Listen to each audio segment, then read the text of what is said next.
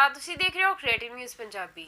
Aam Aadmi party ਦੀ ਹਲਕਾ ਨਕੋਦਰ ਤੋਂ ਉਮੀਦਵਾਰ ਬੀਬੀ ਇੰਦਰਜੀਤ ਕੌਰ ਮਾਨ ਨੇ ਬਿਲਗਾ ਵਿਖੇ ਪ੍ਰੈਸ ਕਾਨਫਰੰਸ ਦੌਰਾਨ ਗੱਲਬਾਤ ਕਰਦਿਆਂ ਸਿਹਤ, ਵਿੱਦਿਆ ਅਤੇ ਸਿਕਿਉਰਿਟੀ ਬਾਰੇ ਗੱਲਬਾਤ ਕੀਤੀ।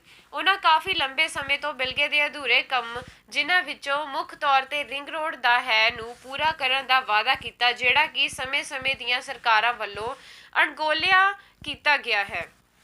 ਉਹਨਾਂ ਕਿਹਾ ਕਿ ਬਿਲਗੇ ਦੇ ਸਾਰੇ ਗੰਦੇ ਪਾਣੀ ਦੇ ਛੱਪੜਾਂ ਨੂੰ ਬੰਦ ਕਰਕੇ ਉੱਥੇ ਪਾਰਕਾਂ ਬਣਾਈਆਂ ਜਾਣਗੀਆਂ ਅਤੇ ਗੰਦੇ ਪਾਣੀ ਦੇ ਨਿਕਾਸ ਲਈ ਟ੍ਰੀਟਮੈਂਟ ਪਲਾਂਟ ਲਗਾਇਆ ਜਾਵੇਗਾ। ਉਹਨਾਂ ਕਿਹਾ ਕਿ ਅੱਜ ਲੋਕ ਬਦਲਾਅ ਚਾਹੁੰਦੇ ਹਨ, ਜੋ ਕਿ ਆਮ ਆਦਮੀ ਪਾਰਟੀ ਦੇ ਰੂਪ ਵਿੱਚ ਮਿਲ ਚੁੱਕਾ ਹੈ। ਉਹਨਾਂ ਕਿਹਾ ਕਿ ਮੈਂ ਪਾਰਟੀ ਵਿੱਚ ਸਿਰਫ ਸੇਵਾ ਕਰਨ ਲਈ ਆਈ ਸੀ, ਪਰ ਪਾਰਟੀ ਨੇ ਮੇਰੇ ਕੰਮਾਂ ਨੂੰ ਦੇਖਦਿਆਂ ਮੈਨੂੰ ਟਿਕਟ ਦੇ ਕੇ ਨਵਾਜ਼ਿਆ ਹੈ ਅਤੇ ਹੁਣ ਜਿੱਤਣ ਤੋਂ ਬਾਅਦ ਮੈਂ ਹਲਕੇ ਨਕੋਦਰ ਦੀ ਨੁਹਾਰ ਬਦਲ ਦਿਆਂਗੀ। ਇਸ ਮੌਕੇ ਤੇ ਉਹਨਾਂ ਪੱਤਰਕਾਰਾਂ ਵੱਲੋਂ ਪੁੱਛੇ ਗਏ ਸਵਾਲਾਂ ਦਾ ਵੀ ਜਵਾਬ ਦਿੱਤਾ। ਇਸ ਮੌਕੇ ਤੇ ਬੀਬੀ ਗੁਰਮੀਤ ਕੌਰ MC, ਪਰਵਿੰਦਰ ਸਿੰਘ, ਭੁਪਿੰਦਰ ਸਿੰਘ, ਅਨੂਪ ਕੁਮਾਰ, ਵਿਪਨ ਕੁਮਾਰ, ਰਜਿੰਦਰ ਕੁਮਾਰ, ਪਰਮਜੀਤ, ਜਸਵਿੰਦਰ ਸਿੰਘ, ਭਜਨ ਲਾਲ, ਸੁਰਿੰਦਰ ਸਿੰਘ, ਅੰਮ੍ਰਿਤ ਸਿੰਘ, ਕਾਲਾ ਔਜਲਾ ਤੋਂ ਇਲਾਵਾ ਹੋਰ ਪਾਰਟੀ ਵਰਕਰ ਹਾਜ਼ਰ ਸਨ।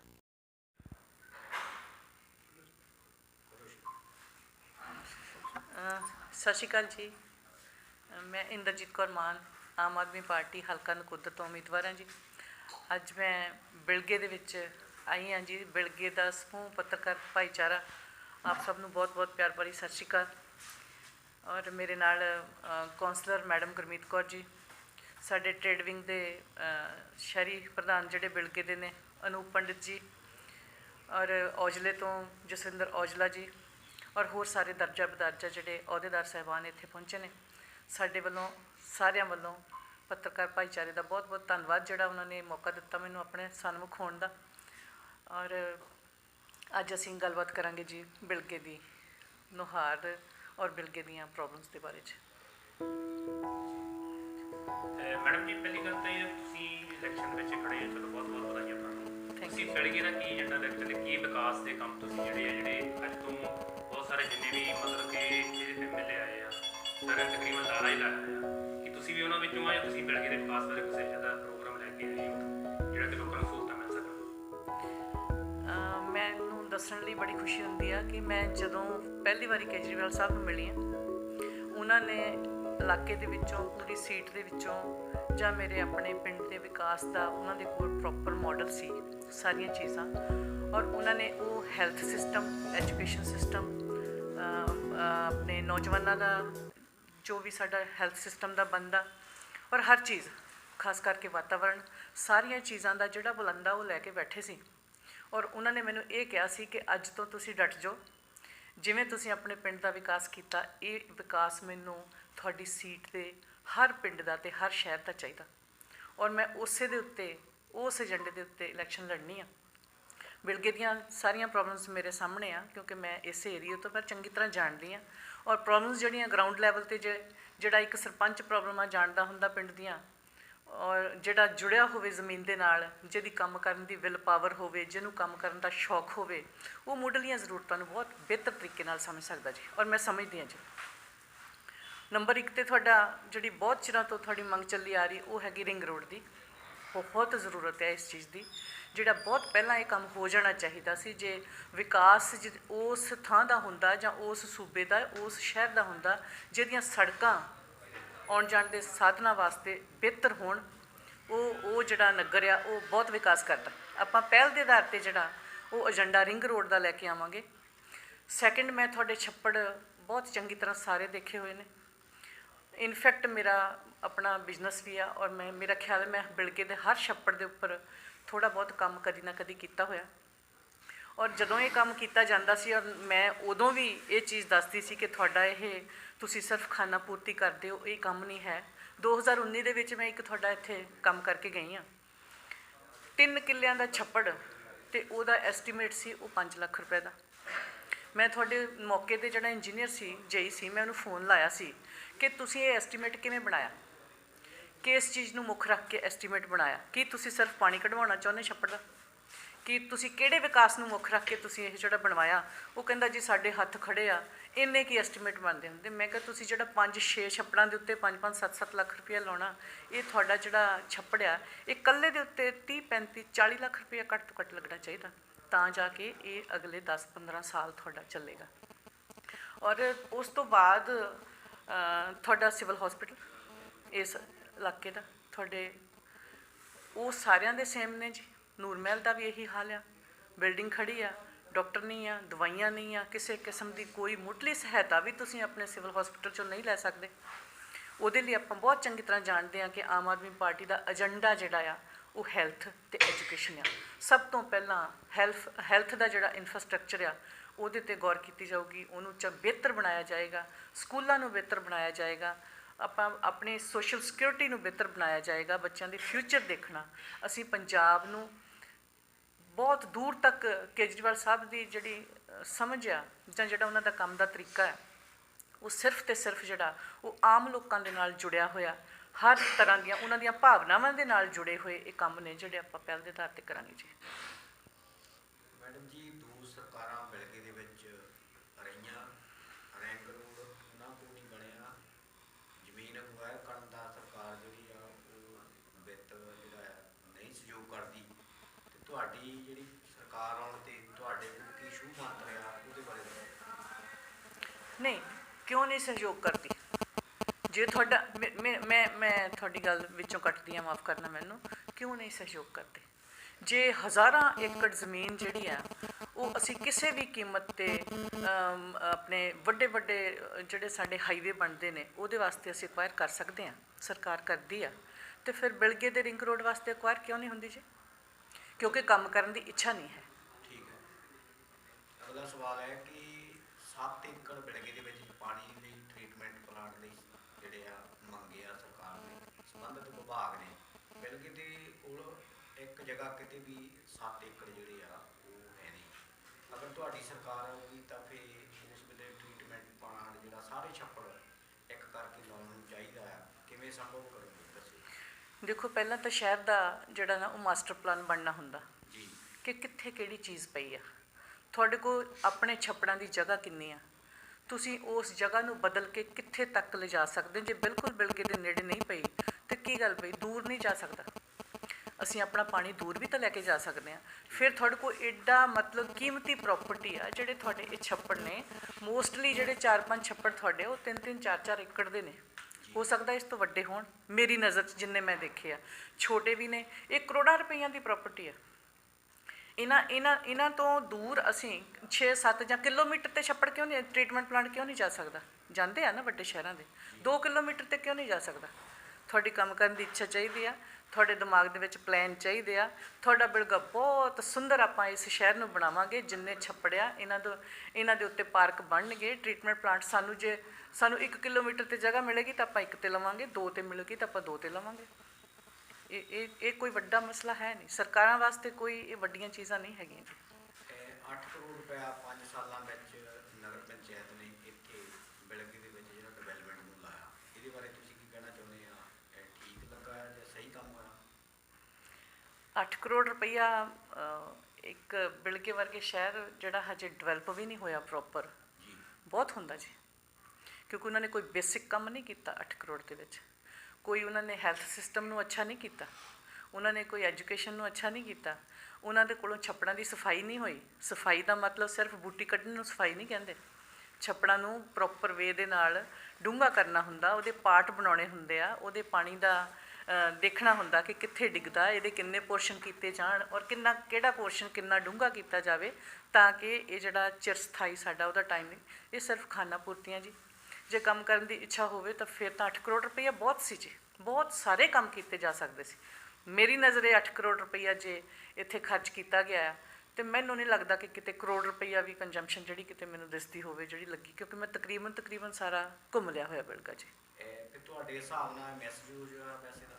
ਬਿਲਕੁਲ ਹੋਇਆ ਜੀ, ਅਗਰ ਮਿਸਯੂਜ਼ ਆਵੇ ਤਾਂ ਤੁਸੀਂ ਇਹਦੀ ਇਨਕੁਆਇਰੀ ਕਰੋਗੇ? ਬਿਲਕੁਲ ਕਰਾਵਾਂਗੇ। ਜੇ 8 ਕਰੋੜ ਰੁਪਈਆ ਸ਼ਹਿਰ ਦੇ ਵਿੱਚ ਖੱਪ ਗਿਆ ਤੇ ਕਿਤੇ ਨਜ਼ਰ ਨਹੀਂ ਆਉਂਦਾ ਤਾਂ ਇਨਕੁਆਇਰੀ ਤਾਂ ਹੋਏਗੀ ਜੀ, ਇੱਕ ਪੈਸੇ ਦੀ ਹੋਏਗੀ। ਸਭ ਤੋਂ ਪਹਿਲਾਂ ਕੰਮ ਹੀ ਇਹ ਹੋਏਗਾ ਜੀ, ਜਿੰਨੇ ਹੁਣ ਮੌਕੇ 'ਤੇ ਪੈਸੇ ਵੰਡੇ ਜਾ ਰਹੇ ਆ, ਜਿਨ੍ਹਾਂ ਦੀਆਂ ਡੇਟਾਂ ਜਿਹੜੀਆਂ ਨਾ ਉਹ ਨੈਕਸਟ April May ਦੀਆਂ ਪਾਈਆਂ ਜਾ ਰਹੀਆਂ ਚੈੱਕਾਂ ਦੇ ਉੱਤੇ। ਇਹ ਧੋਖੇਬਾਜ਼ੀ ਆ, ਇਹ ਡਰਾਮੇਬਾਜ਼ੀ ਆ। ਭ੍ਰਿਸ਼ਟਾਚਾਰ ਜਿੰਨੀ ਦੇਰ ਖਤਮ ਨਹੀਂ ਹੁੰਦਾ, ਰਾਤੋਂ ਰਾਤ ਖਤਮ ਹੋਣ ਵਾਲੀ ਚੀਜ਼ ਹੈ ਜੀ ਇਹ। ਸਿਰਫ ਕਰਨ ਵਾਲੇ ਦੀ ਨੀਅਤ, ਹਾਕਮਾਂ ਦੀ ਨੀਅਤ ਸਾਫ਼ ਹੋਵੇ ਤੇ 8 ਕਰੋੜ ਰੁਪਏ ਦੇ ਨਾਲ ਅਸੀਂ ਬੜਾ ਕੁਝ ਬਿਲਗੇ ਦੇ ਵਿੱਚ ਕੀਤਾ ਜਾ ਸਕਦਾ ਸੀ, ਔਰ ਕਰਾਂਗੇ ਅੱਗੇ ਤੋਂ ਜੀ। ਠੀਕ ਹੈ। ਤੇ ਇਸ ਵੇਲੇ ਜਿਹੜਾ ਕੁਝ ਪਾਰਟੀਆਂ ਆਪਣੇ ਪਿੰਡਾਂ ਦੇ ਵਿੱਚ ਉਹਦੇ ਬਣਦੀਆਂ ਜੀ। ਬਿਲਕੁਲ ਗਲਤ ਚੀਜ਼ ਆ ਉਹ, ਲੋਕਾਂ ਦੀਆਂ ਭਾਵਨਾਵਾਂ ਦੇ ਨਾਲ ਖਿਲਵਾੜਿਆ। ਮੈਨੂੰ ਪਾਰਟੀ ਨੇ ਪੂਰੀ ਫੁੱਲ ਅਥਾਰਟੀ ਦਿੱਤੀ ਸੀ ਕਿ ਤੁਸੀਂ ਆਪਣੇ ਲੈਟਰ ਹੈਡ 'ਤੇ ਅਹੁਦੇ ਵੰਡ ਸਕਦੇ, ਪਰ ਮੇਰੀ ਜ਼ਮੀਰ ਇਜਾਜ਼ਤ ਨਹੀਂ ਦਿੰਦੀ। ਮੈਂ ਧਰਤੀ ਨਾਲ ਜੁੜਿਆ ਹੋਇਆ ਜੀ ਹਾਂ, ਪਿੰਡ ਦੇ ਵਿੱਚ ਇੱਕ ਸਧਾਰਨ ਇਨਸਾਨ ਆ। ਮੈਨੂੰ ਪਤਾ ਇਸ ਟਾਈਮ ਦਿੱਤੇ ਹੋਏ ਜਿਹੜੇ ਅਹੁਦੇ ਨੇ, ਨਾ ਤਾਂ ਇਹਦੇ ਨਾਲ ਅਸੀਂ ਇਹ ਖੁਸ਼ ਹੋ ਸਕਦਾ, ਕੁਛ ਉਹਦਾ ਵੀ ਬੜੀ ਵੱਡੀ ਚੀਜ਼ ਹੁੰਦੀ, ਖੁਸ਼ ਹੋ ਸਕਦੇ, ਪਰ ਸਾਨੂੰ ਇਹ ਕੰਮ ਕਰਨਾ ਨਹੀਂ ਚਾਹੀਦਾ, ਖਰੀਦਣਾ ਨਹੀਂ ਚਾਹੀਦਾ। ਉਹਦੇ ਜਿਹੜੇ ਉਹ ਮਾਣ ਸਤਿਕਾਰ ਨਾਲ ਦਿੱਤੇ ਜਾਂਦੇ ਆ, ਕੰਮ ਨੂੰ ਦੇਖ ਕੇ ਦਿੱਤੇ ਜਾਂਦੇ ਆ। ਮੈਂ ਪਾਰਟੀ ਦੇ ਵਿੱਚ ਮੈਨੂੰ ਆਇਆ 3-4 ਮਹੀਨੇ ਹੋਏ, ਅਜੇ ਤੱਕ ਜੇ ਮੈਂ ਦੇਣੇ ਹੁੰਦੇ ਤਾਂ ਮੈਂ ਸਟਾਰਟਿੰਗ ਦੇ ਵਿੱਚ ਇਹ ਅਹੁਦੇ ਦੇ ਕੇ ਆਪਾਂ ਕੰਮ ਸਟਾਰਟ ਕਰਦੇ। ਨਹੀਂ, ਪਹਿਲਾਂ ਅਸੀਂ ਕੰਮ ਕਰਾਂਗੇ, ਕੁਛ ਕਰਕੇ ਦਿਖਾਵਾਂਗੇ, ਉਦੋਂ ਫਿਰ ਅਸੀਂ ਅਹੁਦੇਦਾਰ ਕਹਿਲਾਵਾਂਗੇ ਜੀ। ਬੀਬੀ ਜੀ, ਤੁਸੀਂ 3-4 ਮਹੀਨੇ ਤੋਂ ਹੀ ਅਜੇ ਪਾਰਟੀ ਸ਼ਾਮਲ ਹੋਏ ਆ। ਜਦੋਂ ਕਿ ਪਾਰਟੀ 2014 ਦੀ ਆ, ਕੀ ਇਸ ਪਾਰਟੀ ਦੇ ਵਿੱਚ ਹਲਕੇ ਦੇ ਅੰਦਰ ਕੋਈ ਵਰਕਰ ਜਿਹੜਾ ਆ ਉਹ ਇਸ ਉਮੀਦਵਾਰੀ ਦੇ ਲਾਇਕ ਨਹੀਂ ਸੀ, ਜਿਹਦੇ ਕਰਕੇ ਤੁਹਾਨੂੰ ਟਿਕਟ ਮਿਲੀ? ਨਹੀਂ ਜੀ, ਮੈਂ ਇਹਦੇ 'ਤੇ ਟਿੱਪਣੀ ਨਹੀਂ ਕਰਨੀ ਚਾਹੁੰਦੀ, ਕਿਉਂਕਿ ਵਰਕਰ ਹੁੰਦਾ ਆ। ਔਰ ਲਾਸਟ ਟਾਈਮ ਵੀ ਇਹ ਹੋਇਆ ਕਿ ਵੀ 1 ਸਾਲ ਪਹਿਲਾਂ ਹੇਰ ਸਾਹਿਬ ਨੇ ਆਮ ਆਦਮੀ ਪਾਰਟੀ ਜੁਆਇਨ ਕੀਤੀ ਸੀ। ਪਿਛਲੇ 5 ਸਾਲਾਂ ਦੇ ਵਿੱਚ ਲੀਡਰਲੈਸ ਰਿਹਾ ਆਪਣਾ ਇਲਾਕਾ। ਲੀਡਰਲੈਸ ਹੋਣ ਦਾ ਕਰਕੇ ਤੇ ਵਰਕਰ ਸਿਰਫ ਆਪਣੇ ਕੰਮਾਂ ਕਾਰਾਂ ਨੂੰ, ਜਿਵੇਂ ਤੁਹਾਡੇ ਬਿਲਗੇ ਦੇ ਵਿੱਚ ਇੱਦਾਂ ਨਹੀਂ ਹੋਇਆ ਕਿ ਵੀ ਸਾਡਾ ਜਿਹੜਾ ਆਮ ਵਰਕਰ ਆ ਉਹ ਬੇਸਹਾਰਾ ਹੋਇਆ। ਵਰਕਰ ਵਲੰਟੀਅਰ ਆਪਣੇ ਤੌਰ 'ਤੇ ਇੱਕ ਦੂਸਰੇ ਦੀ ਬਾਂਹ ਫੜ ਕੇ ਕੰਮ ਕਰਦੇ ਰਹੇ, ਕਰਵਾਉਂਦੇ ਰਹੇ ਆ ਲੋਕਾਂ ਦੇ। ਮੈਂ ਵੀ ਤੁਹਾਡੇ ਇਲਾਕੇ ਦੇ ਵਿੱਚੋਂ ਹਾਂ ਜੀ। ਤੁਸੀਂ ਇਹ ਇੱਦਾਂ ਕਿਵੇਂ ਕਹੋਗੇ ਕਿ ਜੀ ਇੱਥੋਂ ਕੋਈ ਲੀਡਰ ਨਹੀਂ ਲੱਭਿਆ ਇਹਨਾਂ ਨੂੰ ਕਰਨ ਵਾਸਤੇ? ਮੈਂ ਵੀ ਤਾਂ ਵਿੱਚੋਂ, ਮੈਂ ਤੁਹਾਡੇ ਇਲਾਕੇ 'ਚੋਂ। ਪਿਛਲੇ 7 ਸਾਲ ਤੋਂ ਪਾਰਟੀ ਜਿਹੜੀ ਇੱਥੇ ਵਿਚਰ ਰਹੀ ਹੈ ਕਿ ਇਹ ਆਮ ਵਰਕਰ ਨੂੰ ਟਿਕਟ ਦੇਣ ਦੀ ਗੱਲ ਪਾਰਟੀ ਕਰਦੀ ਹੈ, ਪਰ ਵਰਕਰ ਨੂੰ ਦੇਣ ਦੀ ਬਜਾਏ ਹਰ ਵਾਰੀ ਜਿਹੜਾ ਆ ਉਹ ਪੈਰਾਸ਼ੂਟ ਰਾਹੀਂ ਉਮੀਦਵਾਰ ਜਿਹੜਾ ਉਤਾਰਿਆ ਜਾਂਦਾ। ਤੁਸੀਂ ਪੈਰਾਸ਼ੂਟ ਉਮੀਦਵਾਰ ਹੈ। ਪੈਰਾਸ਼ੂਟ ਮੈਂ ਨਹੀਂ ਨਾ ਮੰਨਦੀ ਆਪਣੇ ਆਪ ਨੂੰ, ਕਿਉਂਕਿ ਮੈਂ ਪਿਛਲੇ 5 ਸਾਲ ਤੋਂ ਹੀ ਆਮ ਆਦਮੀ ਪਾਰਟੀ ਨਾਲ ਇਨਵੋਲਵ ਸੀ। ਲਾਸਟ ਟਾਈਮ ਵੀ ਮੈਨੂੰ ਕੋਸ਼ਿਸ਼ ਕੀਤੀ ਸੀ ਉਹਨਾਂ ਨੇ ਬਹੁਤ ਟਿਕਟ ਦੇਣ ਦੀ, ਪਰ ਮੈਂ ਮਨ ਨਹੀਂ ਸੀ ਬਣਾ ਸਕੀ, ਕਿਉਂਕਿ ਮੇਰਾ ਮੁੱਖ ਟੀਚਾ ਜਿਹੜਾ ਉਹ ਸੇਵਾ ਦਾ, ਔਰ ਮੈਨੂੰ ਦੂਸਰੀਆਂ ਪਾਰਟੀਆਂ ਤੋਂ ਅਲੱਗ ਕੁਛ ਦਿਸ ਨਹੀਂ ਸੀ ਰਿਹਾ, ਇਸ ਕਰਕੇ ਮੈਂ ਜੁਆਇਨ ਨਹੀਂ ਸੀ ਕੀਤਾ। ਪਰ ਮੈਂ ਦੂਸਰੀ ਪਾਰਟੀ ਵਾਸਤੇ ਕੰਮ ਵੀ ਨਹੀਂ ਸੀ ਕੀਤਾ। ਇਹਨਾਂ 5 ਸਾਲਾਂ ਦੇ ਵਿੱਚ ਫਿਰ ਅਸੀਂ ਦਿੱਲੀ ਮਾਡਲ ਦੇਖਿਆ, ਔਰ ਫਿਰ ਮੈਂ ਹੌਲੀ ਹੌਲੀ ਮਨ ਬਣਾਇਆ ਕਿ ਜੇ ਦਿੱਲੀ ਦੇ ਵਿੱਚ ਸਾਡਾ ਜਿਹੜੀ ਇਸ ਵੇਲੇ ਵੱਡੀ ਤਕਲੀਫ ਜਿਹੜੀ ਆ ਨਾ ਉਹ ਐਜੂਕੇਸ਼ਨ ਦੀ ਅਤੇ ਹੈਲਥ ਦੀ ਆ, ਕਿ ਜੇ ਇਹ ਦੋਨੋਂ ਚੀਜ਼ਾਂ ਹੀ ਅਸੀਂ ਪੰਜਾਬ ਦੇ ਵਿੱਚ ਕਰ ਪਾਈਏ, ਜਾਂ ਉਹਨਾਂ ਦੀ ਸੋਚ ਇੱਥੇ ਤੱਕ ਜਿਹੜੀ ਜੇ ਕਰ ਜਾਈਏ, ਤਾਂ ਸਮਝ ਲਓ ਕਿ ਮੇਰਾ ਜੀਵਨ ਸਫਲ ਹੋ ਗਿਆ। ਕਿਉਂਕਿ ਮੈਂ ਸੇਵਾ ਨੂੰ ਹੀ ਮੁੱਖ ਰੱਖਦੀ ਹਾਂ। ਮੈਂ ਲੀਡਰ ਨਹੀਂ ਹਾਂ ਕਦੀ ਵੀ, ਨਾ ਮੈਂ ਅੱਗੋਂ ਤੋਂ ਵੀ ਲੀਡਰ ਬਣਨਾ ਚਾਹੁੰਦੀ ਹਾਂ। ਮੈਂ ਆਪਣੇ ਵਰਕਰਾਂ ਦੇ ਨਾਲ ਵਰਕਰ ਬਣ ਕੇ ਹੀ ਇਹ ਕੰਮ ਕਰਨੇ ਆ ਜੀ।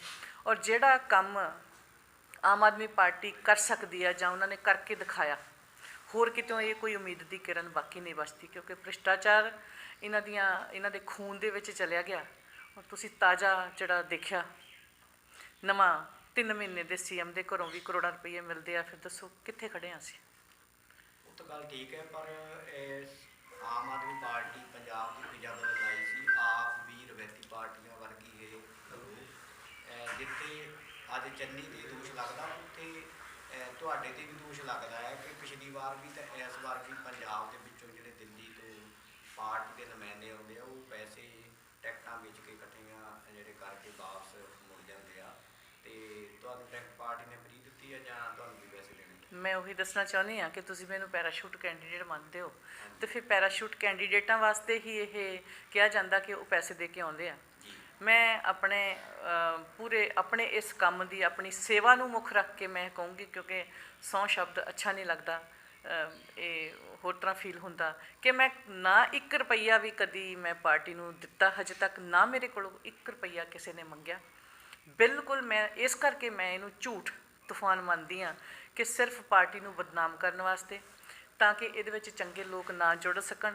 ਸਿਰਫ ਤੇ ਸਿਰਫ ਇਹ ਹੁਣ ਅੱਗੇ 2 ਪਾਰਟੀਆਂ ਸੀ, ਹੁਣ 4-5 ਪਾਰਟੀਆਂ ਨੇ ਇਕੱਠੇ ਹੋ ਕੇ ਆਮ ਆਦਮੀ ਪਾਰਟੀ ਨੂੰ ਘੇਰਨ ਦਾ ਜਿਹੜਾ ਮਨ ਬਣਾਇਆ, ਸਿਰਫ ਇਹ ਉਹਨਾਂ ਚੀਜ਼ਾਂ ਦਾ ਕਰਕੇ। ਪਰ ਇਸ ਵਾਰ ਲੋਕ ਇਹਨਾਂ ਦੇ ਝਾਂਸੇ 'ਚ ਆਉਣ ਵਾਲੇ ਨਹੀਂ। ਪਿਛਲੀ ਵਾਰੀ ਕੈਪਟਨ ਸਾਹਿਬ 'ਤੇ ਲੋਕ ਭਰੋਸਾ ਕਰਦੇ ਸੀ, ਅਸੀਂ ਇਹ ਸਮਝਦੇ ਹਾਂ, ਬੇਸ਼ੱਕ ਅਸੀਂ ਕਿਸੇ ਵੀ ਪਾਰਟੀ ਨਾਲ ਸੰਬੰਧ ਰੱਖੀਏ, ਪਰ ਕੈਪਟਨ ਸਾਹਿਬ 'ਤੇ ਲੋਕ ਭਰੋਸਾ ਕਰਦੇ ਸੀ।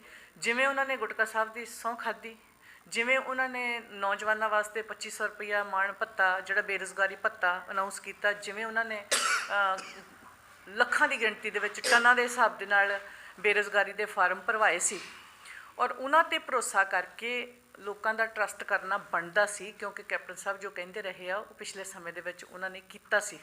ਪਰ ਇਸ ਵਾਰ ਉਹ ਧੋਖੇ ਦਾ ਸ਼ਿਕਾਰ ਹੋਏ। ਉਹਨਾਂ ਨੇ ਇੱਕ ਵੀ ਉਹ ਕੰਮ ਨਹੀਂ ਕੀਤਾ ਜਿਹੜਾ ਉਹਨਾਂ ਨੇ ਲੋਕਾਂ ਦੇ ਨਾਲ ਵਾਅਦਾ ਕੀਤਾ ਸੀ। ਇਸ ਕਰਕੇ ਕੋਈ ਕੁਛ ਨਹੀਂ ਹੋ ਸਕਦਾ ਇਸ ਵਾਰ ਜਿਵੇਂ ਲੋਕਾਂ ਨੇ ਮਨ ਬਣਾਇਆ ਹੋਇਆ। ਆਮ ਆਦਮੀ ਪਾਰਟੀ ਨੂੰ ਬਹੁਤ ਵੱਡੀ ਸਪੋਰਟ ਆ, ਔਰ ਅਸੀਂ ਆਉਣ ਵਾਲੇ ਸਮੇਂ ਦੇ ਵਿੱਚ ਸਰਕਾਰ ਬਣਾਵਾਂਗੇ ਜੀ। ਇਸ ਵਾਰ ਇਹ ਮੰਨਦੇ ਅਸੀਂ ਵੀ ਪਿੰਡਾਂ ਦੇ ਵਿੱਚ ਲੋਕ ਜਿਹੜੇ ਤਿਆਰ ਬੈਠੇ ਆ, ਪਰ ਤੁਹਾਨੂੰ ਪਹਿਲਾਂ ਵੀ ਲੋਕਾਂ ਨੇ 20 MLA ਜਿਹੜੇ ਦਿੱਤੇ ਸੀ, ਤੇ ਤੁਹਾਡੀ ਪਾਰਟੀ ਤੋਂ 20 MLA ਜਿਹੜੇ ਆ ਉਹ 5 ਸਾਲਾਂ 'ਚ ਨਹੀਂ ਰੱਖੇ ਜਾ ਸਕੇ। ਅਗਰ ਤੁਹਾਨੂੰ ਸਰਕਾਰ ਪੰਜਾਬ ਦੇ ਲੋਕ ਜਿਹੜੇ ਆ ਉਹ ਬਣਾ ਦਿੰਦੇ ਆ, ਤੁਸੀਂ ਲੋਕਾਂ ਨਾਲ ਵਾਅਦਾ ਕਰਦੇ ਆ ਕਿ ਸਰਕਾਰ ਚਲਾ ਜਾਓਗੇ ਜਾਂ ਇੱਕ ਥਾਂ ਰੱਖ ਸਕੋਗੇ। 60 MLA ਚਾਹੀਦੇ ਹੁੰਦੇ ਨੇ ਸਰਕਾਰ ਨੂੰ। ਤੁਹਾਡੀ ਗੱਲ ਬਿਲਕੁਲ ਵਾਜਬ ਹੈ ਜੀ ਕਿ ਵੀ 20 MLA ਜਿਹੜੇ ਸੀਗੇ ਉਹ ਇਕੱਠੇ ਨਹੀਂ ਰਹਿ ਸਕੇ। ਕਾਰਨ ਇਹ ਆ ਕਿ ਅਸੀਂ ਪੰਜਾਬ ਦੇ ਹੀ ਵਾਸੀ ਹਾਂ, ਇਹਦੇ ਵਿੱਚੋਂ ਹੀ ਪਾਰਟੀ ਪੈਦਾ ਹੋਈ ਆ, ਇਹਦੇ ਵਿੱਚੋਂ ਹੀ ਰਵਾਇਤੀ ਇਨਸਾਨ ਆ ਅਸੀਂ ਜਿਹੜੇ ਘਰਾਂ ਤੋਂ ਉੱਠ ਕੇ ਪਾਰਟੀ ਦੇ ਵਿੱਚ ਸ਼ਾਮਲ ਹੁੰਦੇ ਹਾਂ। ਹਰ ਇਨਸਾਨ ਦਾ ਜਿਹੜਾ ਮੰਤਵ ਆ ਉਹ ਸੇਵਾ ਨਹੀਂ ਹੁੰਦਾ। ਇਹਦੇ ਵਿੱਚ ਬਹੁਤੇ ਲੋਕ ਅਹੁਦੇਦਾਰੀਆਂ ਵਾਸਤੇ ਪੈਸਾ ਇਕੱਠਾ ਕਰਨ ਵਾਸਤੇ ਆਉਂਦੇ ਨੇ, ਔਰ ਜਿਹਨੇ ਪੈਸੇ ਦੀ ਦੌੜ ਦੇ ਵਿੱਚ ਸ਼ਾਮਲ ਹੋਣਾ ਆ, ਜਿਹਨੇ ਪੈਸੇ ਵਾਸਤੇ ਇੱਥੇ ਆਉਣਾ ਆ, ਉਹਨੇ ਆਮ ਆਦਮੀ ਪਾਰਟੀ 'ਚ ਰਹਿਣਾ ਨਹੀਂ। ਬਹੁਤ ਵਧੀਆ ਹੋਇਆ ਕਿ ਜਿਹੜੇ ਜਾਣ ਵਾਲੇ ਸੀ ਉਹ ਚਲੇ ਗਏ। ਬਹੁਤ ਅੱਛੀ ਗੱਲ ਆ ਕਿ ਉਹਨਾਂ ਦੀਆਂ ਮਹੱਤਵਕਾਂਖਿਆਵਾਂ ਜਿਹੜੀਆਂ ਉਹਨਾਂ ਨੂੰ ਮੁਬਾਰਕ ਤੋਂ ਰਵਾਇਤੀ ਪਾਰਟੀਆਂ 'ਚ ਜਾ ਕੇ ਆਪਣੀ ਲੁੱਟ ਮਚਾਉਣੀ ਜਿਹੜੀ ਉਹ ਮਨਾਉਣ। ਅਸੀਂ ਇਮਾਨਦਾਰ ਬੰਦਿਆਂ ਦੀ ਜਿਹੜੀ ਫੌਜ ਇਸ ਵੇਲੇ ਇਕੱਠੀ ਹੋਈ ਹੈ ਸਾਡੇ ਕੋਲ, ਅਸੀਂ ਬੜੀ ਕਾਮਯਾਬੀ ਦੇ ਨਾਲ ਸਰਕਾਰ ਚਲਾਵਾਂਗੇ, ਕਿਉਂਕਿ ਸਿਰਫ ਤੇ ਸਿਰਫ ਸਾਡਾ ਮਕਸਦ ਸੇਵਾ ਕਰਨਾ। ਪੰਜਾਬ ਦੀ ਜਿਹੜੀ ਕਹਿ ਲਓ ਕਿ ਵੀ ਅਸੀਂ ਇਸ ਵੇਲੇ ਇੱਕ ਐਸਾ ਬਣ ਗਿਆ ਹੋਇਆ ਪੰਜਾਬ ਬਰੂਦ ਦਾ ਢੇਰ ਕਿ ਅਸੀਂ ਉਹਦੇ ਵਿੱਚ ਗਰਕਣ ਵਾਸਤੇ ਜਿਹੜਾ ਤਿਆਰ ਹੋਇਆ ਅਸੀਂ ਉਹਨੂੰ ਬਚਾ ਸਕੀਏ। ਅਸੀਂ ਜ਼ਰੂਰ ਇਹ ਕੋਸ਼ਿਸ਼ ਕਰਨੀ ਆ, ਅਤੇ ਪੰਜਾਬ ਦੇ ਲੋਕਾਂ ਦਾ ਇਸ ਵੇਲੇ ਭਰੋਸਾ ਵੀ ਬਣਿਆ ਹੋਇਆ ਅਤੇ ਮਨ ਵੀ ਬਣਿਆ ਹੋਇਆ ਜੀ। ਮੈਡਮ ਜੀ, ਅਗਰ ਤੁਹਾਨੂੰ ਵੀ ਕੋਈ ਸਬੱਬ ਬਣਿਆ ਪਾਰਟੀ ਛੱਡ ਕੇ ਜਾਣ ਦਾ, ਉਸ ਵੇਲੇ ਤੁਹਾਡੇ ਕੀ ਵਿਚਾਰ ਹੋਣਗੇ ਉਹਦੇ ਬਾਰੇ ਵੀ ਜਾਣਨਾ। ਬਿਲਕੁਲ ਨਹੀਂ ਚਾਹੂੰਗੀ ਮੈਂ ਪਾਰਟੀ ਛੱਡ ਕੇ। ਮੈਂ ਸਿਰਫ ਮੈਂ ਮਹਿਜ਼ 28 ਸਾਲ ਦੀ ਏਜ ਸੀ ਜਦੋਂ ਮੈਂ ਬਲਾਕ ਸੰਮਤੀ ਇਲੈਕਸ਼ਨ ਲੜੀ ਸੀ, ਔਰ ਮੈਂ ਤਕਰੀਬਨ 20 ਸਾਲ ਪਾਰਟੀ ਦੇ ਵਿੱਚ ਰਹੀ ਹਾਂ। ਪਿਛਲੇ 5-7 ਸਾਲ ਤੋਂ ਜਦੋਂ, ਕਿਉਂਕਿ ਜਿਹੜੀ ਇੱਛਾ ਸੀ, ਜਿਹੜਾ ਮਨਮਸਤਕ ਸੀਗਾ, ਉਹ ਬੜਾ ਕੁਛ ਲੈ ਕੇ ਸਿਆਸਤ ਦੇ ਵਿੱਚ ਆਇਆ ਸੀ ਕਿ ਅਸੀਂ ਸ਼ਾਇਦ ਯੁੱਗ ਬਦਲ ਦੇਣਾ। ਔਰ ਜਦੋਂ ਉਹ ਚੀਜ਼ਾਂ ਪੂਰੀਆਂ ਨਹੀਂ ਹੋਈਆਂ ਔਰ ਸਭ ਕੁਛ ਹੌਲੀ ਇੰਨਾ ਗੰਦਾ ਔਰ ਇੰਨਾ ਭੱਦਾ ਨਜ਼ਰ ਆਉਣ ਲੱਗ ਗਿਆ ਕਿ 6-7 ਸਾਲ ਤੋਂ ਮੈਂ ਕਿਨਾਰਾ ਕੀਤਾ ਹੋਇਆ ਸੀ। ਮੈਂ ਘਰ ਬੈਠੀ ਸੀ। ਇੱਕ ਵਾਰੀ ਫਿਰ ਆਸ ਦੀ ਕਿਰਨ ਜਾਗੀ ਆ, ਇੱਕ ਵਾਰੀ ਫਿਰ ਮੌਕਾ ਮਿਲੂਗਾ ਅਤੇ ਮੈਂ ਸੇਵਾ ਕਰੂੰਗੀ। ਔਰ ਜ਼ਿੰਦਗੀ ਭਰ ਜਿੰਨੀ ਮੇਰੀ ਬੱਚੀ 10 ਸਾਲ 5 ਸਾਲ, ਕਿਸੇ ਨੂੰ ਨਹੀਂ ਪਤਾ ਕਿ ਅਗਲਾ ਪਲ ਹੈ ਕਿ ਨਹੀਂ ਹੈ, ਜਿੰਨੀ ਮੇਰੀ ਬਾਕੀ ਦੀ ਜ਼ਿੰਦਗੀ ਆ ਮੈਂ ਆਮ ਆਦਮੀ ਪਾਰਟੀ 'ਚ ਗੁਜ਼ਾਰੂੰਗੀ। ਜਿੱਤੇ ਹਾਰੇ, ਕੁਛ ਹੋਵੇ ਨਾ ਹੋਵੇ, ਪਰ ਮੈਂ ਆਮ ਆਦਮੀ ਪਾਰਟੀ ਦੀ ਹਮੇਸ਼ਾ ਵਫਾਦਾਰ ਰਹੂੰਗੀ ਜੀ। ਮੈਡਮ ਜੀ, ਤੁਸੀਂ ਪਹਿਲਾਂ ਅਕਾਲੀ ਦਲ ਵਿੱਚ ਕਾਫੀ ਸੇਵਾ ਕੀਤੀ ਆ ਜੀ, ਹੁਣ ਤੁਸੀਂ ਆਮ ਆਦਮੀ ਪਾਰਟੀ ਜੁਆਇਨ ਕੀਤੀ ਆ, ਇਹ ਮਤਲਬ ਕਿਸੇ ਅਹੁਦੇ ਲਈ ਮਾਡਲ ਕੀਤੀ ਜਾਂ ਸੇਵਾ ਭਾਵਨਾ ਦੇ ਲਈ ਕੀਤੀ, ਜਾਂ ਕੇਜਰੀਵਾਲ ਦੇ ਕੋਈ ਏਜੰਡੇ ਇੱਦਾਂ ਦੇ ਤੁਹਾਨੂੰ ਵਧੀਆ ਲੱਗੇ ਆ, ਇਹਦੇ ਵਿੱਚ ਦੱਸੋ। ਜੇ ਤੁਸੀਂ ਮੈਨੂੰ ਜਾਣਦੇ ਹੋ ਤਾਂ ਮੈਂ 20 ਸਾਲਾਂ ਦੇ ਵਿੱਚ ਕਦੀ ਵੀ ਕਿਸੇ ਅਹੁਦੇ ਦੀ ਡਿਮਾਂਡ ਜਾਂ ਮੰਗ ਜਾਂ ਮੇਰੀ ਕੋਈ ਭੱਜ ਦੌੜ ਕਿ ਮੈਂ ਲੀਡਰਾਂ ਦੇ ਪਿੱਛੇ ਭੱਜਦੀ ਫਿਰਾਂ। ਮੇਰਾ ਮਤਲਬ ਸਿਰਫ ਮੈਂ ਲੋਕਾਂ ਦੇ ਨਾਲ ਜੁੜਨਾ ਚਾਹੁੰਦੀ ਸੀ, ਮੈਂ ਲੋਕਾਂ ਦੇ ਨਾਲ ਜੁੜੀ ਰਹੀ ਹਾਂ। ਔਰ ਜੇ ਕੋਈ ਪਾਰਟੀ ਕਹੇ ਕਿ ਮੇਰੀ ਜੇ ਕੋਈ ਪਛਾਣ ਬਣੀ ਆ ਜਾਂ ਮੈਨੂੰ ਅੱਜ ਦਾ ਇਹ ਰੁਤਬਾ ਸਿਰਫ ਕਿਉਂਕਿ ਮੈਂ ਅਕਾਲੀ ਦਲ 'ਚ ਸੀ ਮੈਨੂੰ ਤਾਂ ਮਿਲਿਆ, ਬਿਲਕੁਲ ਇਹ ਗਲਤ ਹੋਏਗਾ। ਮੈਂ ਕਦੀ ਪਾਰਟੀ ਦਾ ਨਾਂ ਨਹੀਂ ਵਰਤਿਆ, ਕਦੀ ਮੈਂ ਪਾਰਟੀ ਤੋਂ ਅਹੁਦੇ ਲਏ ਨਹੀਂ, ਕਦੀ ਮੰਗੇ ਨਹੀਂ। ਬੈਠਿਆਂ ਨੂੰ ਮੈਨੂੰ ਇੱਕ ਦੋ ਵਾਰ ਉਹਨਾਂ ਨੇ ਘਰ ਬੈਠਿਆਂ ਉਹ ਅਕਾਲੀ ਦਲ ਦੀ ਜਨਰਲ ਸਕੱਤਰ ਬਣਾ ਦਿੱਤਾ ਸੀ, ਜਿਹਨੂੰ ਮੈਂ ਐਕਸੈਪਟ ਵੀ ਨਹੀਂ ਕਰਦੀ। ਅਲੱਗ ਤੋਂ ਮਤਲਬ ਪਾਰਟੀ ਤੋਂ ਅਲੱਗ ਔਰਤਾਂ ਨੂੰ ਇੱਕ ਅਲੱਗ ਤੌਰ 'ਤੇ ਲਾਲਚ ਦੇ ਕੇ ਤੋਰਨਾ, ਮੈਂ ਉਹਦੇ ਵਿੱਚ ਹੈ ਨਹੀਂ। ਅਤੇ ਇਹ ਮੇਰਾ ਮਕਸਦ ਸਿਰਫ ਸਮਾਜ ਦੇ ਨਾਲ ਜੁੜੇ ਰਹਿਣਾ ਤੇ ਸੇਵਾ ਕਰਨਾ ਹੈ ਜੀ। ਇੱਕ ਮੈਡਮ ਜੀ 2012 ਦੀ ਜਦੋਂ ਇਲੈਕਸ਼ਨਾਂ ਹੋਈਆਂ ਸੀ ਤੇ NRI ਨੇ ਬਹੁਤ ਸਾਥ ਦਿੱਤਾ ਤੁਹਾਡਾ, ਫਾਈਨੈਂਸ਼ੀਅਲ ਵੀ ਔਰ ਵੈਸੇ ਵੀ ਸਾਥ ਦਿੱਤਾ, ਕਿ ਇਸ ਵਾਰ ਵੀ ਤਾਂ ਕੁਛ ਇੱਦਾਂ ਦੀ ਉਮੀਦ ਹੈਗੀ ਹੈ ਜਾਂ ਪਿੱਛੇ ਹਟੇ ਜਾਂ NRI ਕੱਢੇ ਨਾਲ? NRIs ਦਾ ਡਿਮੋਰਲਾਈਜ਼ ਹੋਣਾ ਜਿਹੜਾ ਉਹ ਜਾਇਜ਼ ਵੀ ਸੀਗਾ, ਕਿਉਂਕਿ ਪਿਛਲੀ ਵਾਰੀ ਲਹਿਰ ਐਕਚੁਅਲੀ ਫੋਰਨ ਦੇ ਵਿੱਚੋਂ ਚੱਲੀ ਸੀ, ਪੰਜਾਬ ਤੱਕ ਪਹੁੰਚੀ, ਪੰਜਾਬ ਦੇ ਲੋਕਾਂ ਨੂੰ ਉਹਨਾਂ ਨੇ ਮੋਬਲਾਈਜ਼ ਕੀਤਾ।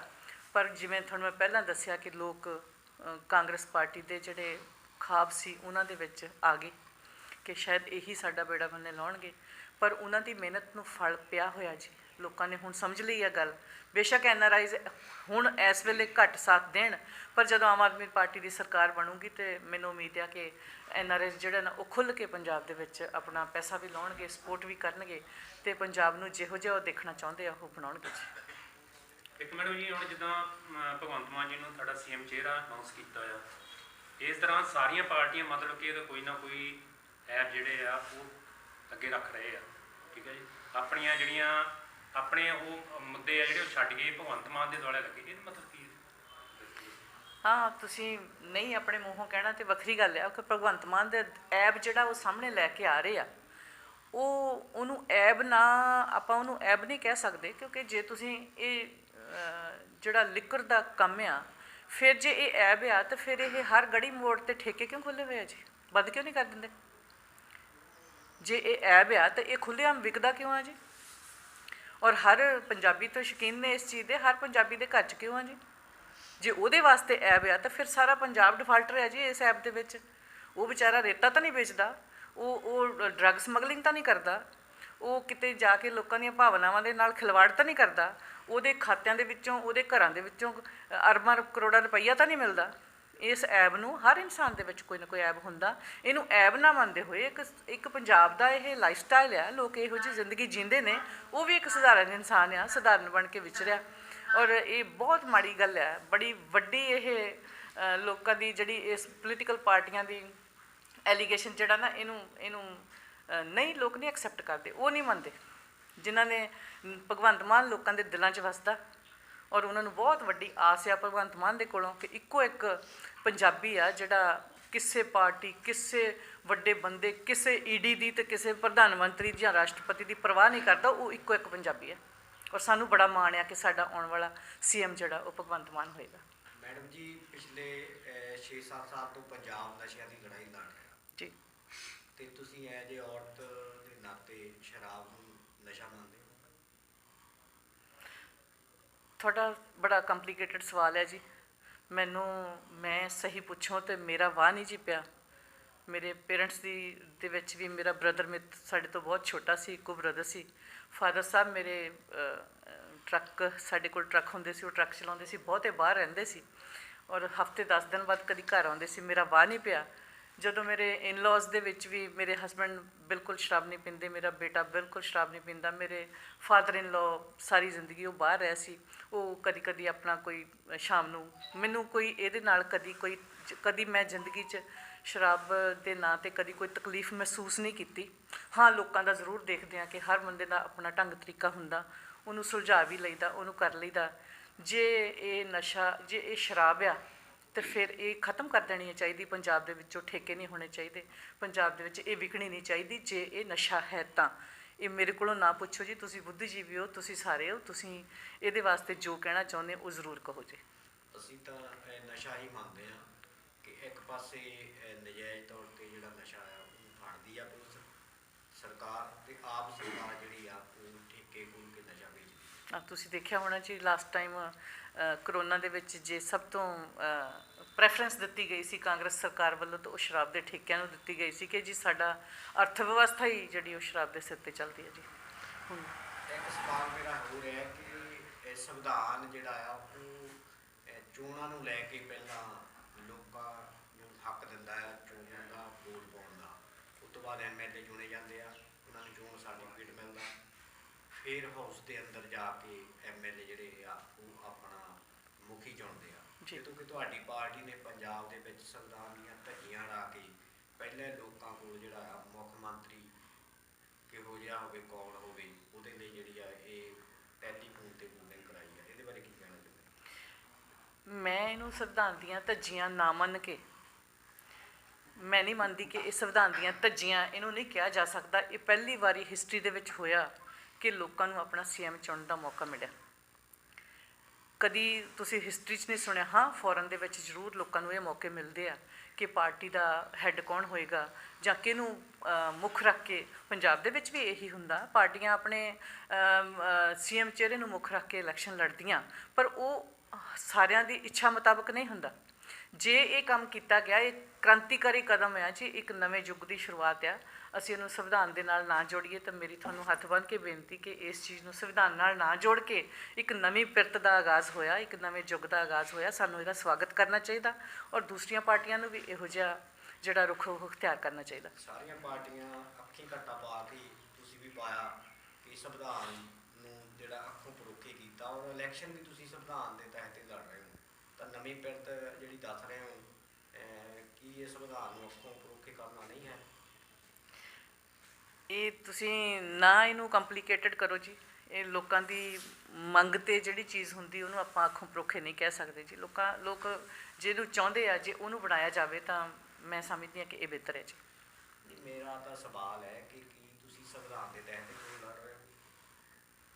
ਆਈ ਥਿੰਕ ਸੋ ਕਿ ਵੀ ਸੰਵਿਧਾਨ ਦੇ ਦਾਇਰੇ ਦੇ ਵਿੱਚ ਇਲੈਕਸ਼ਨ ਲੜ ਰਹੇ ਹਾਂ ਕਿ ਪਾਰਟੀ ਹੈੱਡ ਆ ਜਿਹੜੇ ਉਹ ਇੰਨਾ ਤਾਂ ਜਾਣਦੇ ਆ ਕਿ ਵੀ ਅਸੀਂ ਕੀ ਕਰ ਰਹੇ ਹਾਂ ਅਤੇ ਕਿਵੇਂ ਇਲੈਕਸ਼ਨ ਲੜ ਰਹੇ ਹਾਂ ਜੀ। ਤੇ ਫਿਰ ਸੰਵਿਧਾਨ ਦੇ ਤਹਿਤ ਹੀ ਉਹ ਜਿਹੜੀ ਮੰਗ ਕੀਤੀ ਗਈ ਹੈ ਪੰਜਾਬ ਦੇ ਲੋਕਾਂ ਨੂੰ?